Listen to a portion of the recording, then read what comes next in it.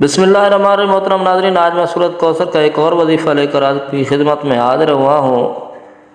गोया अलादीन का चिराग आ जाता है इस वजीफ़े से। नाज़रीन, अगर फ़कीर मोहताज जिसके घर में एक वक्त का खाना है, दूसरे वक्त का खाना मौजूद नहीं, जिसके घर से तंग दस्ती ख़त्म नहीं होती, जिसके घर से गुर्बत नहीं जाती, गरीबी उसका मुकद्दर बन चुकी है, अगर वो फ़कीर मोहताज भी अमल करेगा तो अल्लाह ताला उसको ज़रूर गनी कर देगा।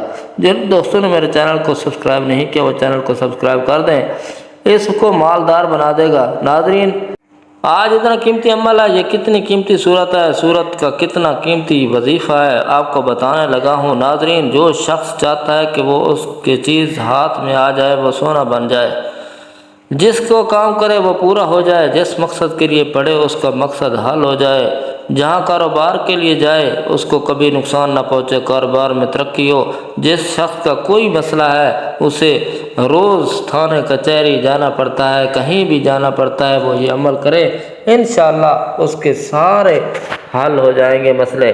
नाज़रीन, वो शख्स जिसका कारोबार बिल्कुल ठप हो चुका है, जिसकी कोई रास्ता नज़र नहीं आता, जो शख्स बहुत मकरूज़ है, कर्जदार है, कोई चांस नहीं उसके नज़र आता कि उसका कर्ज उतर जाएगा, उस शख्स को चाहिए कि ये वजीफ़ा ये अमल करे। नाज़रीन, ये वीडियो अव्वल से आखिर तक आपने ज़रूर देखनी है। नाज़रीन, इंशाअल्लाह आज एक ऐसा अमल बताने लगा हूँ, एक ऐसा वजीफ़ा बताने लगा हूँ जिसके बाद आपकी ज़िंदगी बदल जाएगी और आपकी ज़िंदगी में इतनी तब्दीली आ जाएगी कि आप हैरान रह जाओगे। नाज़रीन, आपकी ज़िंदगी संवर जाएगी, आपका नसीब चमक जाएगा, और मैं बताता हूँ कि वो कौन सा अमल है। नाज़रीन, ये सूरत कौसर का अमल है। सूरत कौसर कुरान मजीद की सबसे छोटी सूरत है, इसकी बेशुमार फजीलतें हैं। अगर मैं आपको इसकी फजीलतें बताने लग जाऊँ तो बहुत वक्त चाहिए होगा। इन्ना अहतैना कल कौसर, ए महबूब बेशक हमने कौसर की तफसीर में तुम्हें बेशुमार खूबियाँ अता फरमाई।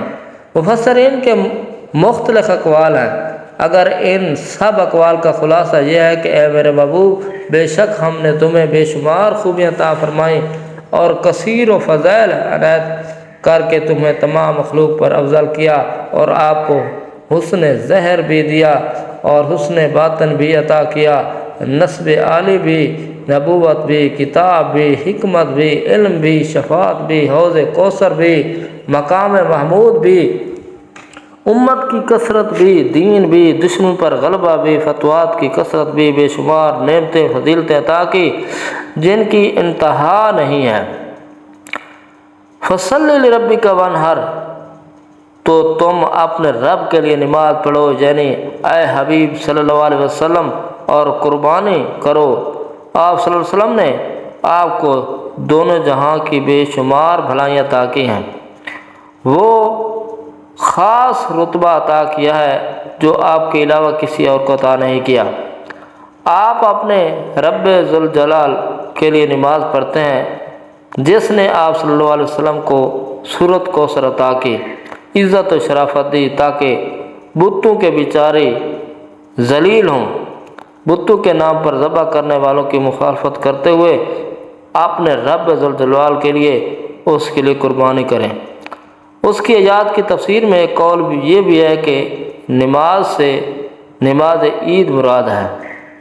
सूरत अल कौसर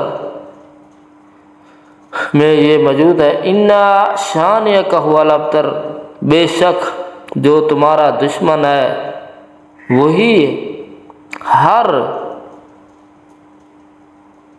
खैर से महरूम है। आप सल्लल्लाहु अलैहि वसल्लम के फर्जंद हज़रत कासिम रज़ी अल्लाह तआला अन्हु का विसाल हुआ तो फिर कुफार ने आपको अबतर यानी नस्ल ख़त्म हो जाने वाला कहा, और कहा कि अब उनकी नस्ल नहीं रही, उनके बाद अब उनका ज़िक्र भी नहीं रहेगा और ना ये सब चर्चा ख़त्म हो जाएगा। तो इसमें सूरह करीमा नाज़िल हुई और अल्लाह ताला ने उन कुफार को बालिग़ रद्द कर दिया और उसके याद में फरमाया कि ए हबीब सल्लल्लाहु अलैहि वसल्लम, बेशक तुम्हारा दुश्मन ही हर भलाई से मरहूम है, ना कि आप, क्योंकि आपका सिलसिला क़यामत तक जारी रहेगा। आपकी औलाद भी कसरत होगी, आपकी पैरवी करने वालों में दुनिया भर जाएगी, आपका ज़िक्र ممبر پر بلند ہوگا، قیامت تک پیدا ہونے والے عالم بعد اللہ تعالیٰ کے ذکر کے ساتھ آپ کا ذکر کرتا رہیں گے۔ آخرت میں آپ کے لیے جو کچھ ہے اس کا کوئی وصف بیان ہی نہیں کر سکتا۔ جس کی یہ شان ہے وہ ابتر کہا ہوا بے نام و نشان، ہر بھلائی سے محروم، تو آپ کے دشمن ہیں۔ آج اس عمل کو سمجھ لیجئے، توجہ کے ساتھ کیجئے۔ جو بندہ اس عمل کو آج کے دن سمجھ لے گا اس کی زندگی کے سارے دکھ درد ختم ہو جائیں گے، ساری مصیبتیں ختم ہو جائیں گی بیماریوں کے لیے، اور اس کو کریں گے تو شفا مل جائے گی۔ بے روزگار کرے گا تو اس کو روزگار مل جائے گا۔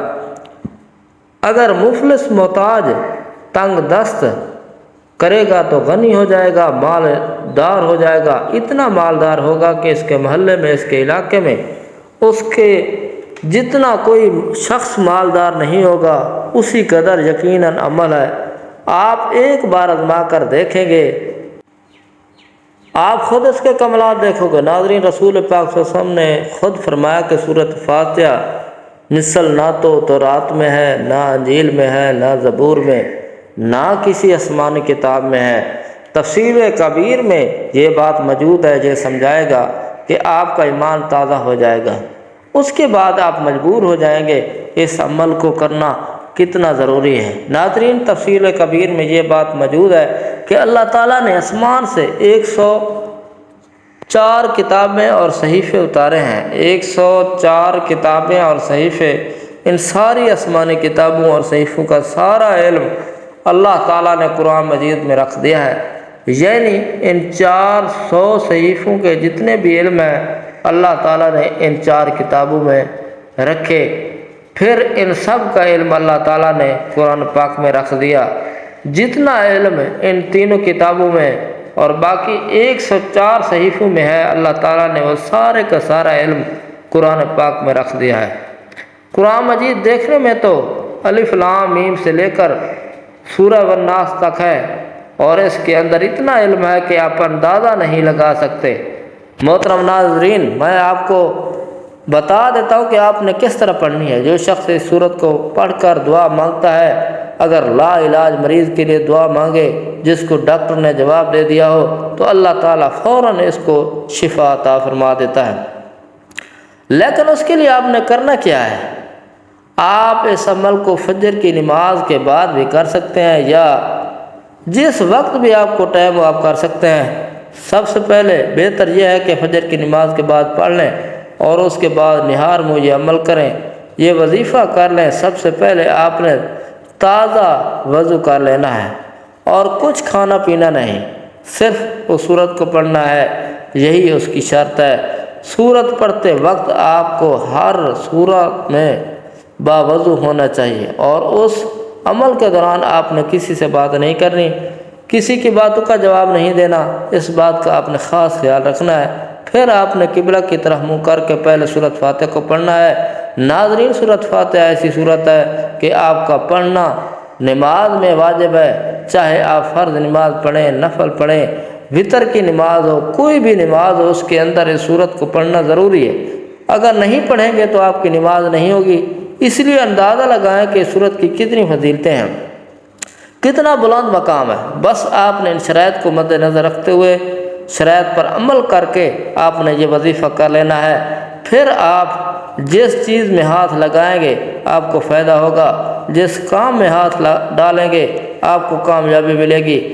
اب آپ اس کا طریقہ اچھے طریقے سے سمجھ لیجئے۔ آپ نے یہ وظیفہ، اس عمل کو کیسے کرنا ہے ناظرین؟ جیسے میں نے آپ کو پہلے بتایا ہے کہ آپ نے فجر کے وقت اٹھ جانا ہے، سب سے پہلے وضو کر لینا ہے، پھر فجر کی نماز ادا کرنے کے بعد جائے نماز پر آپ نے یہ وظیفہ کرنا ہے، کسی سے بات کیے بغیر آپ نے یہ عمل کرنا ہے۔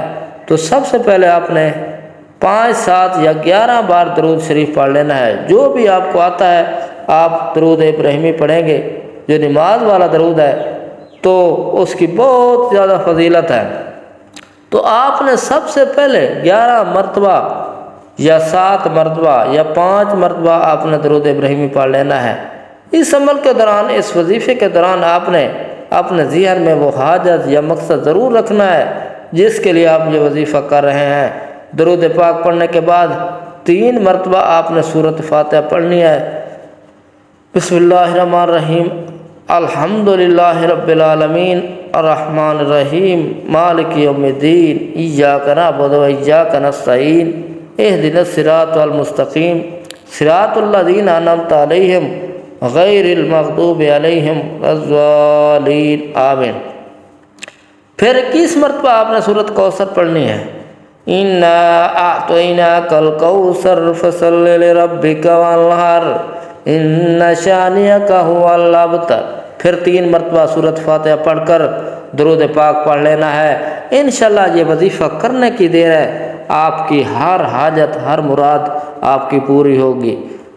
جب آپ یہ وظیفہ مکمل کر لیں تو اپنے ساتھ ایک پانی کی بوتل بھی ضرور رکھیں، اور اس کے اوپر جب وظیفہ مکمل ہو جائے تو آپ نے دم کر دینا ہے۔ اب یہ پانی جس مریض کو پلائیں گے انشاءاللہ اس کو شفا ملے گی۔ اگر آپ اپنے کاروبار والی جگہ پر چھڑکیں گے، جہاں دکان ہے آپ کی، یہ جہاں آپ کا کاروبار ہے، آپ کا کاروبار نہیں چل رہا، وہاں اس کا پانی آپ نے تھوڑا تھوڑا کر کے ضرور چھڑکنا ہے، لیکن یہ خیال رکھنا ہے کہ پانی سے کاروبار میں ترقی ہو جائے گی، آپ کی آمدنی بڑھ جائے گی۔ اس طرح اگر کوئی لا علاج مریض ہے تو وہ اس پانی کو پی لے، تو تھوڑا سا پی لے، روزانہ پی لے، تو انشاءاللہ اس کی جو بھی بیماری ہے وہ ختم ہو جائے گی، اس کو اللہ تعالیٰ تندرستی عطا فرمائے گا۔ اس عمل کو اس طریقے کو کرنا ہے جو کہ میں نے آپ کو بتایا ہے۔ انشاءاللہ جو بھی آپ کی دعا مانگیں گے، آپ کی زبان سے کہیں گے، جو بھی الفاظ نکلیں گے انشاءاللہ وہ قبول ہو جائے گی۔ آپ کی ہر حاجت، ہر مراد، ہر خواہش آپ پورے یقین اور کامل کے ساتھ کرو گے، تو اس عمل کو کرو گے تو انشاءاللہ آپ کی ہر تمنا، ہر حاجت پوری ہو جائے گی۔ حضرت انس بن قیس روایت کرتے ہیں کہ ایک غزوہ سے واپسی پر وہ اپنے ساتھیوں کے ہمراہ امیر المومنین حضرت عمر کو فتح کی خوشخبری دے رہے تھے، تو اچانک انہوں نے پوچھ لیا کہ تم لوگ واپس آ کر کہاں ٹھہرے ہو؟ تو ہم نے بتایا۔ وہ کہنے لگے کہ مجھے وہاں لے چلو۔ ہم انہوں نے وہاں لے گئے تو انہوں نے سفر کے جانوروں کے بڑے غور سے دیکھا، جن پر تھکاوٹ اور مسلسل سفر کی وجہ سے لاغری کے اثرات تھے۔